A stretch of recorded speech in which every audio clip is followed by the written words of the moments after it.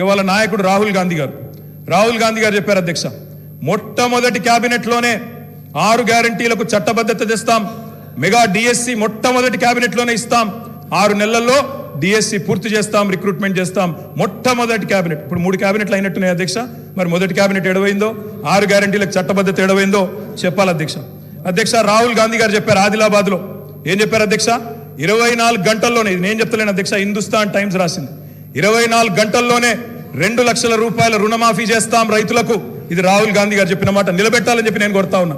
24 గంటలు కాకపోయినా 24 రోజుల్లోనైనా నిలబెట్టండి అని చెప్పి నేను కోరుతా ఉన్నా అధ్యక్ష. వారు చెప్పినారు కౌలు రైతులకు బీమా రుణాలు, కౌలు రైతులకు బీమా. కౌలు రైతులు ఎదురు చూస్తున్నారు రాష్ట్రంలో, మరి రుణాలు ఇవ్వమని కోరుతా ఉన్నారు అధ్యక్ష. ఇది రేవంత్ రెడ్డి గారు చెప్పారు.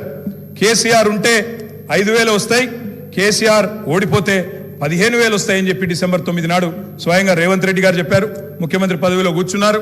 మరి వారు డిసెంబర్ 9 దాటిపోయినట్టుంది. ఈరోజు డిసెంబర్ 16 అనుకుంటా.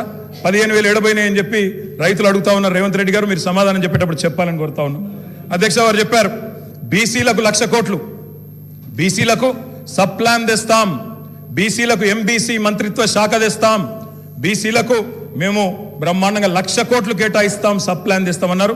నిలబెట్టుకోండి, వెల్కమ్ చెప్తాం, తప్పకుండా స్వాగతిస్తాం.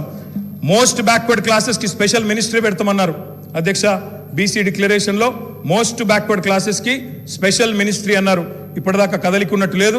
వారికి నేను గుర్తు చేస్తా ఉన్నా. రాష్ట్రంలోని బలహీన వర్గాలు చూస్తా ఉన్నారు. సమాధానం చెప్పేటప్పుడు చెప్పాలని చెప్పి నేను కోరుతా ఉన్నా. మైనారిటీలకు sub plan, minority sub plan అన్నారు. బడ్జెట్ సెషన్లోనన్నా తెండి, తప్పకుండా మైనారిటీలకు బీసీలకు సబ్ ప్లాన్ తేవాలా. తేకపోతే తప్పకుండా ప్రధాన ప్రతిపక్షంగా మైనారిటీల తరపున బీసీల తరపున గొంతు విప్పుతామని చెప్పి కూడా నేను తెలియజేస్తా ఉన్నా అధ్యక్ష. ఆటో డ్రైవర్లకు నెలకు 1,200 ఇస్తాం, బోర్డు పెడతామని చెప్పి రాహుల్ గాంధీ గారు చెప్పారు. తప్పకుండా నిలబెట్టాలా. 7 లక్షల మంది ఆటో డ్రైవర్లకు ఇస్తామన్నారు. నిలబెట్టుకోవాలని చెప్పి నేను కోరుతా ఉన్నా. రాష్ట్రంలోని తమ్ముళ్ళు ఎదురు చూస్తా ఉన్నారు. మొదటి క్యాబినెట్ లో మెగా డిఎస్సి అన్నారు, అతి లేదు గతి లేదు. అదేవిధంగా జాబ్ క్యాలెండర్ అన్నారు, టీఎస్పీఎస్సీ ప్రక్షాళన అన్నారు. మరి దాని మీద కూడా తప్పకుండా చెప్పాలా అధ్యక్ష. ఇంకా చెప్పారు అధ్యక్ష, మొదటి ఏడాదిలో 2 లక్షల ఉద్యోగాలు భర్తీ చేస్తామన్నారు. ఆ ఉద్యోగాల వివరాలు ప్రకటించాలని చెప్పి నేను డిమాండ్ చేస్తా ఉన్నా. తప్పకుండా చేయాలని చెప్పి కోరుతా ఉన్నా. ఇక మా సోదరుడు వివేక్ గారు కూడా మాట్లాడినారు అధ్యక్ష.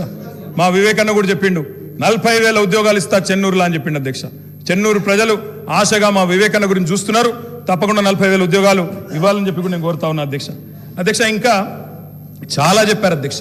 ఇట్లా హామీలు 1-2 కాదు అధ్యక్ష, చాలా చెప్పారు. We welcome it. మీరు నిలబెట్టుకోండి, తప్పకుండా నిలబెట్టుకోండి, తప్పకుండా బ్రహ్మాండంగా పనిచేయండి. మేము చేసిన దానికంటే ఎక్కువ పని చేయండి, మేము చేసిన దానికంటే ఎక్కువ పేరు సంపాదించుకోండి.